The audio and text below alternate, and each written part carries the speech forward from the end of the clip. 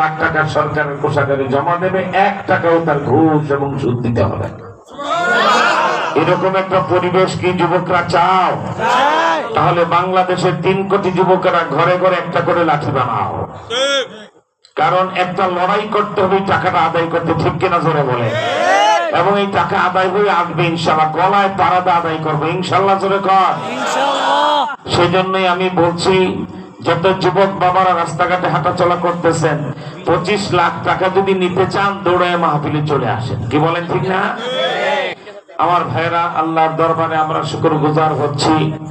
এমন একটা পরিবেশ বাংলাদেশে তৈরি করে ফেলেছিল, যেটা ইয়াজিদ মক্কায় সাহাবায়ে কেরামান নবীজির বিরুদ্ধে করেছিল, ঠিক কিনা? দাওয়াত দেওয়া যায় না, নবীজি ঘর থেকে বের হতে পারেন না, সাহাবায়ে কেরাম গোপনে গোপনে দাওয়াত দেন, ওপেনে কিছু বলা যায় না। আবু জাহেলের জামানা আর আওয়ামী লীগের আওয়ামে জাহিলিয়াতের আওয়ামী লীগ কিন্তু এক জিনিসই, জাতি বোধাই বুঝে না, ঠিক কিনা জোরে কর। এটা আওয়ামী জাহিলিয়াত আর সেটা আইয়ামে জাহিলিয়াত, দুইটা আপন মায়ের পেটের খালাতো ভাই। কি বলেন, ঠিক না? কারণ আমরা 16 বছরের শাসন দেখেছি, ফেরাউনের শাসন, আর কি বলা হয় ইয়াজিদের রাজনীতি, আর আবু জেহেলের ধর্মচর্চা দেখেছি। কি বলেন, ঠিক না? আল্লাহ পাক সেই অবস্থা থেকে মুক্ত করেছেন এবং লিখে রাখেন গাজীপুরবাসী, কিয়ামতের আগে আর কোন জালেম সরকার বাংলার মসনদে ক্ষমতায় বসতে দেব না ইনশাআল্লাহ, জোরে কর। আর এটাও আপনাদের কাছে জানতে চাই, মুনাফিকদেরকে ওয়াজ শোনাবো না। জেলখানা থেকে আল্লামা মামুনুল হক সহ আমরা বজ্র কঠিন শপথ নিয়ে বের হয়েছি, কোন অন্যায়ের সাথে আপোষ নাই। 2030 থেকে 40 সালের মধ্যে বাংলাদেশের হাইকোর্ট, সুপ্রিম কোর্ট, জজ কোর্ট, আইন আদালত, স্কুল, কলেজ, ইউনিভার্সিটি, ব্যাংক, বিমা, সব জায়গায় ইসলামী খেলাফত কায়েম হবে। আল্লাহর হুকুম, নবীর তরিকায় চলবে দেশ। এর বাহিরে আর কিছু মানি না, মানবো না, বুঝি না, বুঝবো না, ঠিক কিনা? জানতে চাই, আপনারাও কি এদেশে ইসলামী হুকুমত চান? আল্লাহর হুকুমে নবীর তরিকায় বাংলাদেশ চলুক, এটাকে আজকের গাজীপুরের মানুষ চায়? তাহলে দুইটা হাত উঁচা করে আল্লাহু আকবার বলে দেখান। আরে আরো জোরে আল্লাহু আকবার বলেন। আল্লাহ তুমি কবুল করো, জোরে কোন আমি। এটা ঘটবেই ইনশাআল্লাহ, ইনশাআল্লাহ বলেন। আমার ভাইরা, 2040 সালের মধ্যে বাংলাদেশে এমন সরকার আমরা প্রতিষ্ঠা করব, কেউ যদি কোনো থানার ওসি হতে চায়, কোরআন শরীফ খুলে দেব, সূরা ফাতিহাটা বিশুদ্ধ তেলাওয়াত করে শোনান। যদি আমাদের নুরানি বিভাগের ছাত্রদের মতো বিশুদ্ধ তেলাওয়াত করে শোনাতে পারেন, ওসি রাখবো। আর তা না হলে বলবো you are unfit, get out, আপনি অযোগ্য, আপনার মতো ওসি আমার লাগবে না, ঠিক কিনা? মনে রাখবা, যা বলি পার্সোনাল ডায়েরিতে লিখবা অক্ষরে অক্ষরে। 2040 সালের মধ্যে বাংলাদেশ ওই আফগানিস্তানের আমিরুল মুমিনিন শেখুল হাদিস মোল্লা হেবাতুল্লাহ আখুন্দজাদার মতো এমন প্রধানমন্ত্রী বা এমন রাষ্ট্রপতি বাংলাদেশের বঙ্গভবনে বসবে, অচিরেই সেজদা দিবেন বঙ্গভবনে, খবর হবে আল্লাহ পাকের আরশে। এখনকার মতো বাটপার সাপ্পার, বর্তমান বাংলাদেশের রাষ্ট্রপতির সবচেয়ে বড় বাটপার আর সিটা, নাম শাহাবুদ্দিন চুপ্পু। চুপ্পু, লজ্জা হয় না হাসতে? তোমাদের আমল ফলে এই সকল লোকেরা রাষ্ট্রপতি হয়। মুসলমানের দেশে একটা বাটপার রাষ্ট্রপতি হবে, 3 বাহিনী প্রধানকে পাশে দাঁড় করায়া তিনি বললেন, শেখ হাসিনা আমার কাছে পদত্যাগ পত্র জমা দিয়ে গেছেন, ঠিক কিনা? আর 10 দিন আগে কয়, শেখ হাসিনার পদত্যাগ আমার কাছে অফিসিয়াল ভাবে নাই।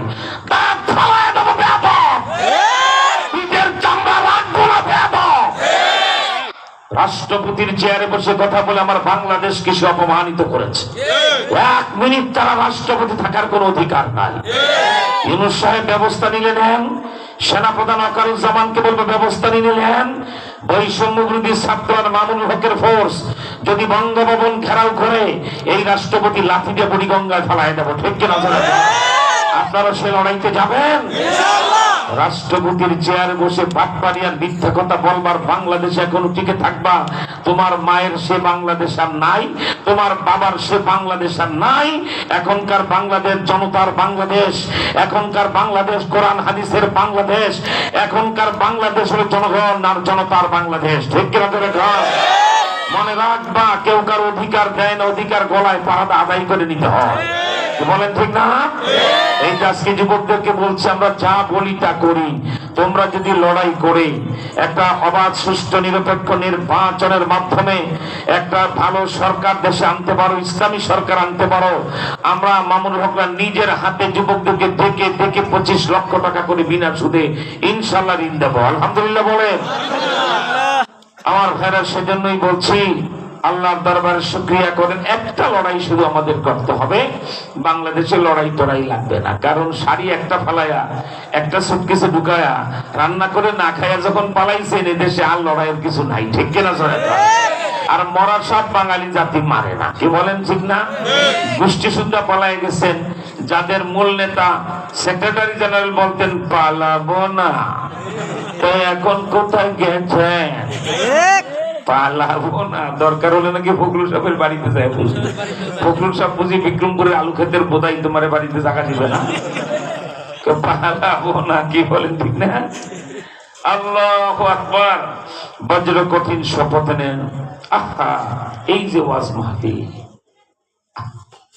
হাজার বছর বাংলাদেশের ঐতিহ্য। শেখ মুজিবের ভাষণে দেশের মানুষ টুপি মাথায় দেয়। জিয়াউর রহমানের, আমি মেজর জিয়া বলছি, সেই ঘোষণায় এদেশের মানুষ দাড়ি রাখে না। এদেশের মানুষ নামাজে শেখ হাসিনা খালেদা জিয়ার চেহারা পানি দিয়ে খায় নামাজে যায় না। এদেশের কোটি কোটি মানুষ টুপি মাথায় দিয়ে দাড়ি রাখে, আলেম ওলামা পীর মাশায়েখের কথায় আর তাদের বয়ান শুনে। ঠিক কিনা জোরে কন? এদেশের মাটির পরুতে পরুতে নাক লাগাইলে ওলি আল্লাহদের খেরান পাওয়া যায়, লা ইলাহা ইল্লাল্লাহর জিকিরের খেরান পাওয়া যায়। ঠিক কিনা বলেন?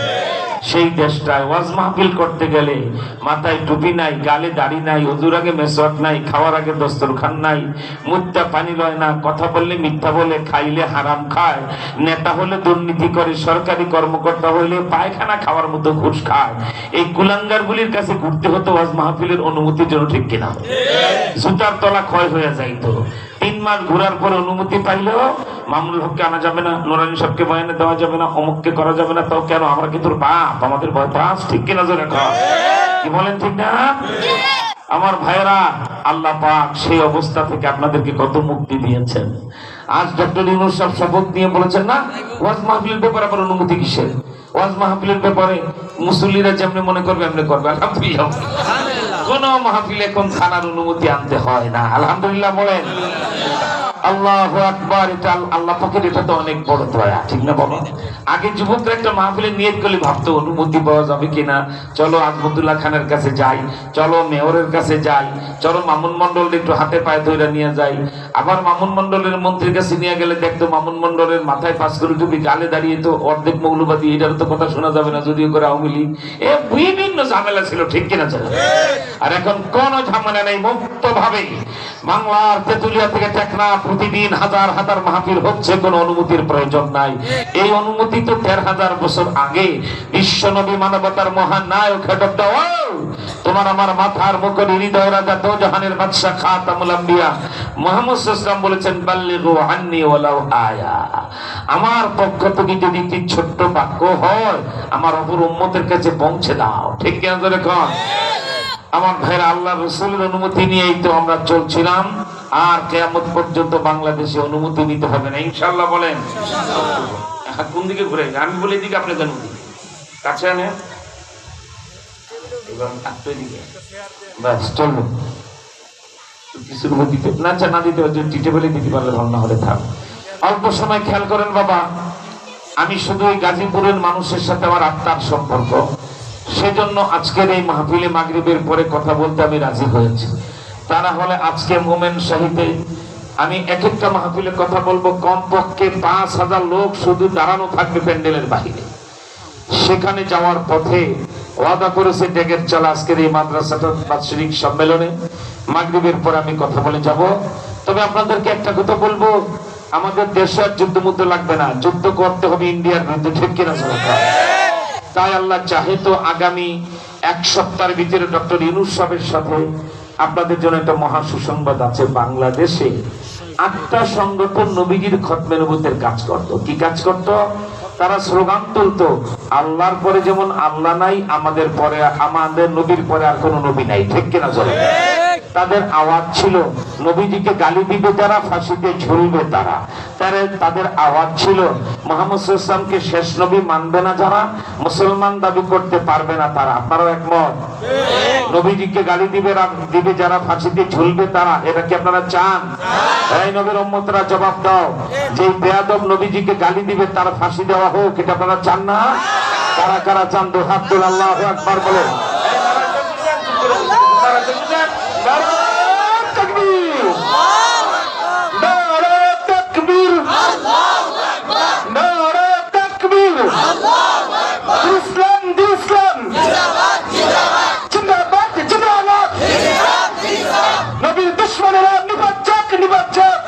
আলহামদুলিল্লাহ। খামোশ।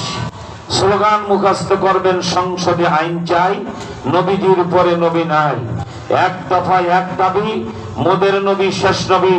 মনে রেখো দেশবাসী, 1947 সালে এই বাঙালিদের স্লোগান ছিল ইংরেজ খেদাও। 52 সালে স্লোগান ছিল এক দফায় এক দাবি, রাষ্ট্রভাষা বাংলা চাই। 71 সালে স্লোগান ছিল মুক্তিযুদ্ধের, তোমার আমার ঠিকানা পদ্মা মেঘনা যমুনা। এবার স্লোগান হলো তোমার আমার ঠিকানা কোরআন হাদিস ওলামা। ঠিক কিনা? কোরআন হাদিস ওলামা, এই ঠিকানা ছাড়া আমাদের কোনো ঠিকানা নাই। কি বলেন, ঠিক না?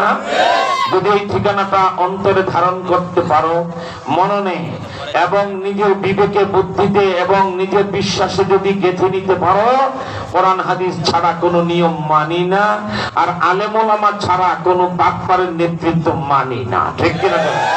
তাই প্রথমে আলেমদের নেতৃত্বের ব্যাপারে প্রশ্ন করি। এই দেশে একজন আলেম, মুহাক্কিক আলেম প্রধানমন্ত্রী হোক, এটা কি গাজীপুরবাসী চায়? কারা চান? হাত তুলে দেখান তো আল্লাহু আকবার বলে। হাত নামান। ইনশাআল্লাহ এটাই ঘটবে। বাংলাদেশে সরকার গড়বে ওলামায়ে কেরাম, প্রধানমন্ত্রী হবে, রাষ্ট্রপতি হবে, সেনা প্রধান হবে, পুলিশের আইজি হবে। ওলামায়ে কেরাম যেদিন হবে সেদিন তোমাদের এই দেশ ওমরের জমানায় চলে যাবে। ঠিক কিনা? কারণ কি দেখা বাকি তোমাদের? বলো বাবা, মুজিব দেখেছো, জিয়া দেখেছো, এরশাদ, হাসিনা, খালেদা, সাত্তার সব দেখেছো, দানে শীষ, নৌকা, নাঙ্গল সব দেখেছো, দেখো নাই শুধু ইসলাম। ঠিক কিনা? এবার অন্তর থেকে 18 কোটি মানুষ আওয়াজ তোলো, এবার ইসলাম, এবার আল্লাহ তুমি কবুল করো। জোরে কোন আমিন। আমার ভাইরা, আপনাদের দৃষ্টি আকর্ষণ করে বলছিলাম, ইনশাআল্লাহ দেশে পরিবেশ তৈরি হচ্ছে, আপনারা চোখ কান খোলা রাখবেন। আমাদের পার্সোনাল দেশের অভ্যন্তরে তেমন বিপদ নাই, মুনাফিক ঘাপটি মেরে আছে, যারা হারাম খেতে খেতে বমি করে ফেলেছে, ওই কুলাঙ্গারেরা গাদাগাদি আছে, কিন্তু আছে দেশে। ঠিক কিনা? জোরে বলে। প্রথমে আমরা উদারতার কারণে সাধারণ ক্ষমা ঘোষণা করব।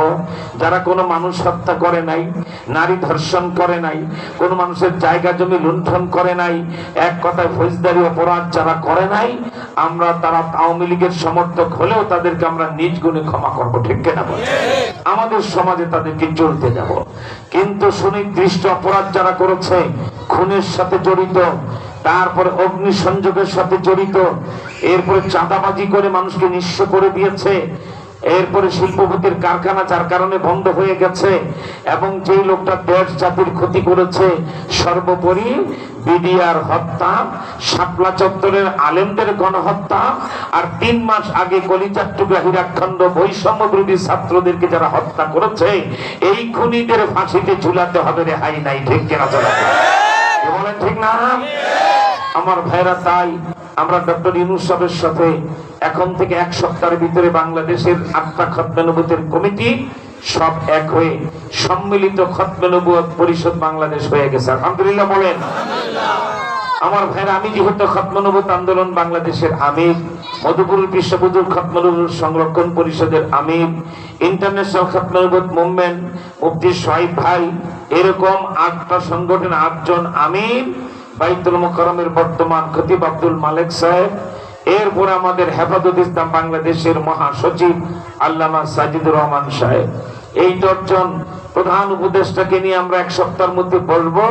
ওনার 3 কাজ ওনাকে স্মরণ করায় দেব। যদিও মূলত আমরা যাব নবীজির মর্যাদা রক্ষার একটা প্রজ্ঞাপন জারি করাতে। ঠিক কিনা? এই বাংলাদেশে 53 বছরের সব সরকারের আমলে আমার নবীকে গালি দেওয়া হয়েছে, কোন সরকার তার বিচার করে নাই। অথচ যাকে গালি দিলে তাকে হত্যা করা ওয়াজিব রাষ্ট্রের উপরে, ঠিক কিনা? সাতেমে রসুলকে হত্যা করা ওয়াজিব। আপনার সামনে যদি কেউ নবীজিকে গালি দেয়, শক্তি থাকলে আপনার উচিত আপনি তৎক্ষণাৎ ওকে ছুরি মেরে জবাই করে হত্যা করা ওয়াজিব। এটাই ইসলামী শরীয়তের 4 মাযহাবের ফতোয়া।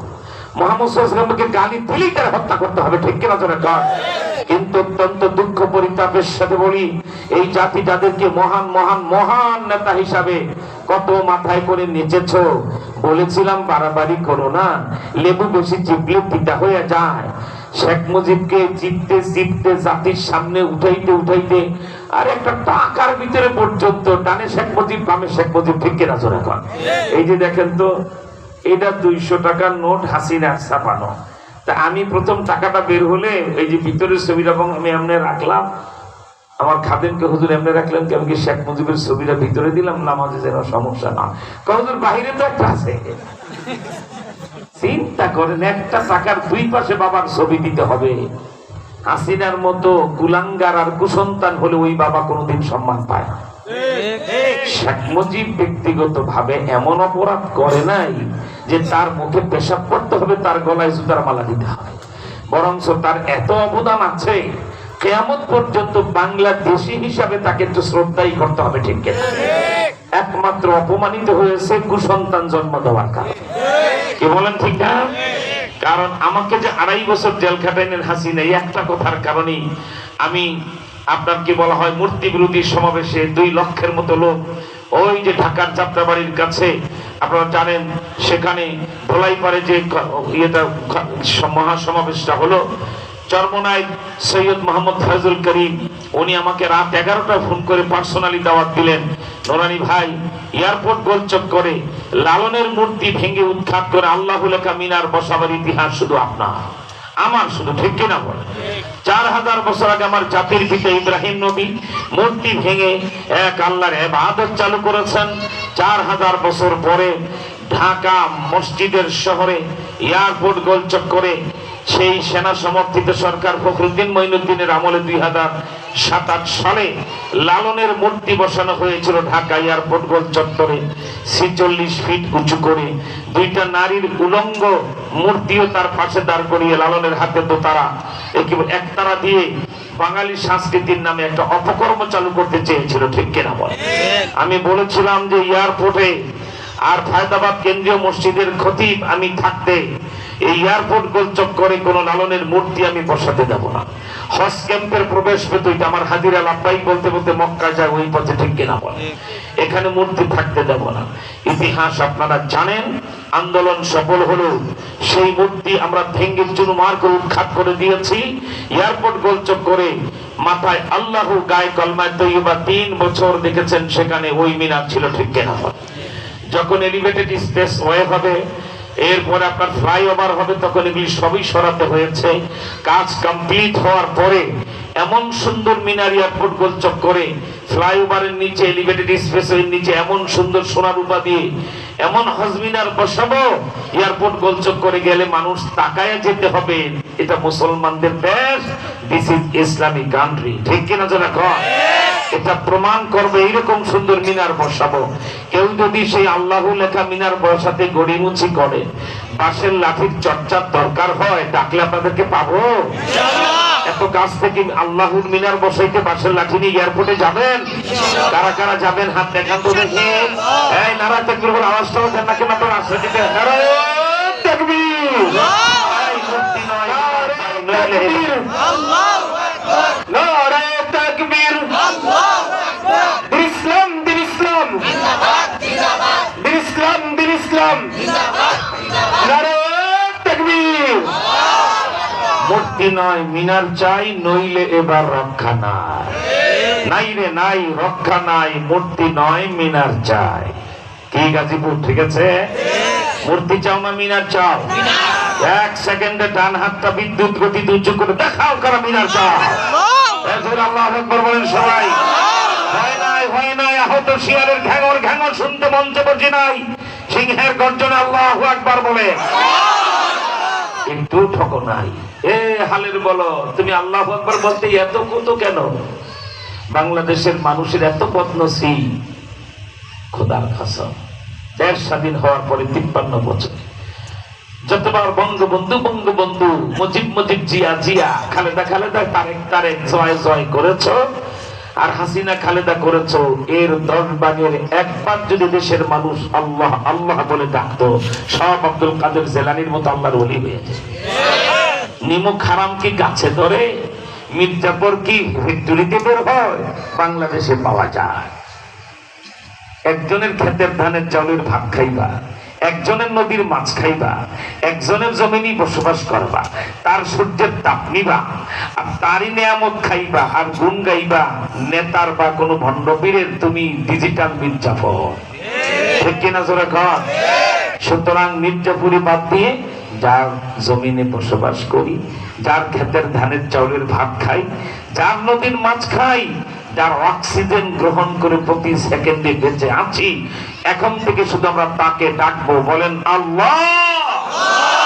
জবানটা খুলে মুখটা হা করে আকাশের দিকে দিয়ে তাকায় বলেন আল্লাহ। ঠকে গেছেন বুঝি? আল্লাহ বলে দেন। আরে কপাল পড়ার শোনো, 1 কোটি বার যদি মুজিব মুজিব, জিয়া জিয়া, খালেদা হাসিনা, এরশাদ এরশাদ করো, একটা সব হবে বলার ক্ষমতা কোন মুফতি সাহেবের নাই। ঠিক কিনা বলে? আর একবার যে তুমি আল্লাহ বলে মুখটা হা করেছো, জানো কি ঘটে গেল এই মুহূর্তে? আল্লামা ইমাম গাজালি রাহমাতুল্লাহ আলাইহি লিখেন, আল্লাহর এই জমিনে বসে আল্লাহ বলে মুখটা যদি কেউ হা করে, আমার আল্লাহ বলে ফেরেশতারা ওই ডেকের চালায় একটা মাদ্রাসার মাহফিলে আমার বান্দারা বসে আল্লাহ বলে মুখটা হা করে উঁচু করেছে। ওরা কি চায়? ফেরেশতারা বলে আল্লাহ, ওরা আপনাকে চায়। আল্লাহ বলে ফেরেশতারা আল্লাহ বলে মুখটা যারা হা করেছে, এই মুখ যদি খালি ফিরাইয়া দে, আমি আল্লাহর ইজ্জত থাকে না। যাও আল্লাহ বলে যারা মুখটা হা করেছে, ওই খালি মুখে আমার মারেফাতের নূর দিয়া ভরে দাও। মিয়ানে শেকে মাশিক কেরামে জিত কেরামিন কাতিবিন রাহম খবর নিস। আল্লাহ আল্লাহ क्या मुबारक नाम है, अल्लाह अल्लाह आशिकों का काम है। अल्लाह अल्लाह मिकुनद शम्सो कमर, अल्लाह अल्लाह मिकुनद হাজারো হাজার। আরে নিমক হারাম শোনো, তুমি মানুষ, তুমি কত বড় নিমক হারাম দেখো। আল্লাহ ডাকটা বলে নিমক হারাম মানুষ, ইন্নাল ইনসানা লিরাব্বিহি লাকানুদ। মানুষ তার প্রভুর সবচেয়ে বেশি নাফরমানি করো। আল্লাহ ডাকটা বলে তুমি কেমন নিমক হারাম মানুষ তুমি দেখো। তুমি রাস্তায় দাঁড়িয়ে যুবক 10 টাকা দিয়ে একটা সাগর কলা কিনেছ, রাস্তার পাশে দোকানে দুপুর বেলা প্রচন্ড গরমে কলা খেতে মজা, কলাটা ছিল, পাশে একটা ছাগল দাঁড়িয়ে আছে, কলাটা ছিলে, কলার আসল মজাটা তুমি খেয়ে খোসাটা ফেলে দিলা। কলাটা খাইয়া একবারও আলহামদুলিল্লাহ বললা না, মসজিদের দিকে গেলা না। আর কলার খোসাটা খেয়ে দেখবা ছাগলটা কলার খোসাটা খায় আর পিছনে লেজটা বাড়ি দেয়। ঠিক কিনা জোরে বলো?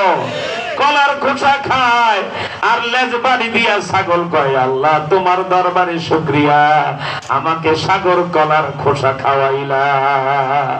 কলার খোসাটা খাইয়াছে, তার মালিককে শুকরিয়া আদায় করেন।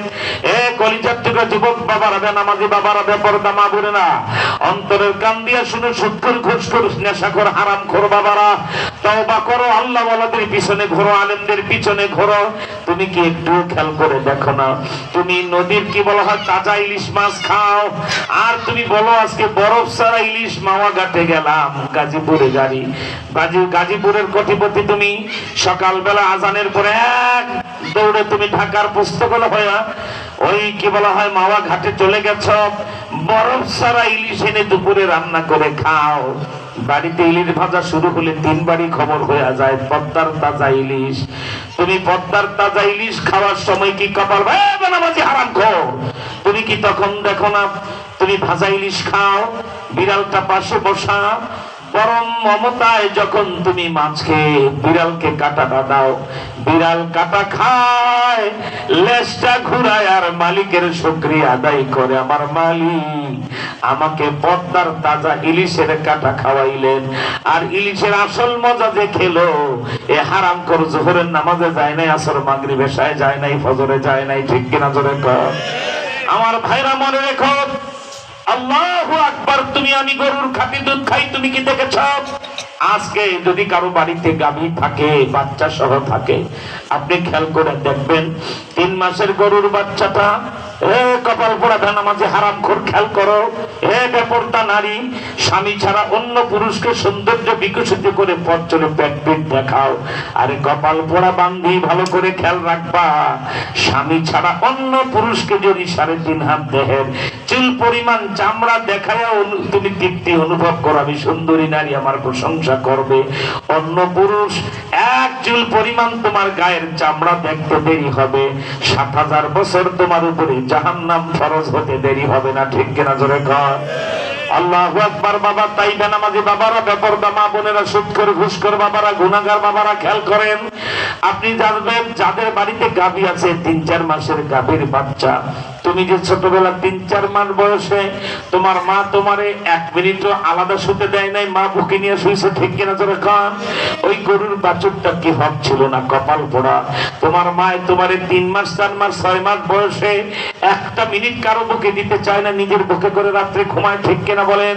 তুমি কত করে উঠলে দুনিয়ার কেউ বুঝে না, মায় বুঝে, আমার বাবার খিদা লেগেছে, দুধ খেতে চায়, ঘুমের মধ্যে রাত 1টা 2টায় মা তোমারে দুধ খাওয়ায় দিছে, ঠিক কিনা বলেন?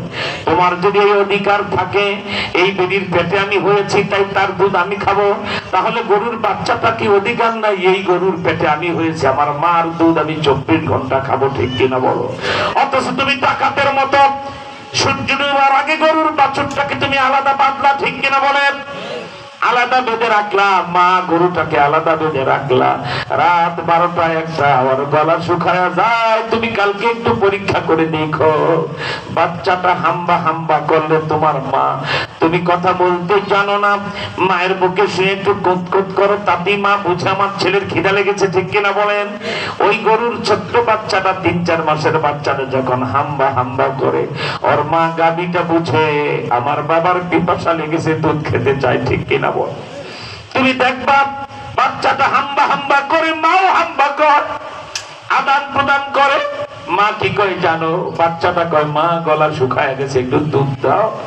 মা বলে বাচ্চাকে, বাবা, তোমাকে আমাকে আল্লাহ পাক আদম সন্তানের খেদমতের জন্য তৈরি করেছেন, তোমাকে আলাদা বেঁধে রাখছে, ডাকাইতের মতো আমাকে আলাদা বেঁধে রাখছে, আমি চেষ্টা করলেও এই দড়ি ছিঁড়ে তোমার কাছে আসতে পারবো না, মা একটু সবর করো, রাতটা পার হতে দাও, সকালবেলা ডাকাইতের মতো আমার একটু বলা স্তন থেকে দুধগুলি মালিক দহন করে নিয়ে যাবে, তারপর তুমি পেট ভরে দুধ খাবে, আমি বাধা দেব না, এখন তো আমি আসতে পারবো না। রাত যখন পার হয়ে ভোর রাতে ফজরের আজান হয়, মুয়াজ্জিন যখন আজান দেয়, আশহাদু আন্না মুহাম্মাদার রাসূলুল্লাহ, আমার ভাইরা গরুর বাচ্চাটা হাম্বা হাম্বা করে ডাকে, তার গলা আরো শুকায় গেছে, এই 3 মাসের বাচ্চাটা তার নামার দুধ খেতে পারে না। দেখবার সকালবেলা ফজরের পরে সূর্য উঠলে ওই গাভীর মালিক যখন বালতি নিয়ে তার ওলানটা ধুয়ে দুধ দহন করতে যায়, প্রথমেই তো গরুর বাচ্চাটা দেখো কত বড় নাফরমান আমরা, আল্লাহ সব হিসাব গলায় পারাদা কিয়ামতের ময়দানে নেবে। গরুর বাচ্চাটা না ছাড়লে, ওই মায়ের বোটায় মুখ দিয়ে না টানলে এটা পানাবে না, দুধ বের হবে না, ঠিক কিনা বলে?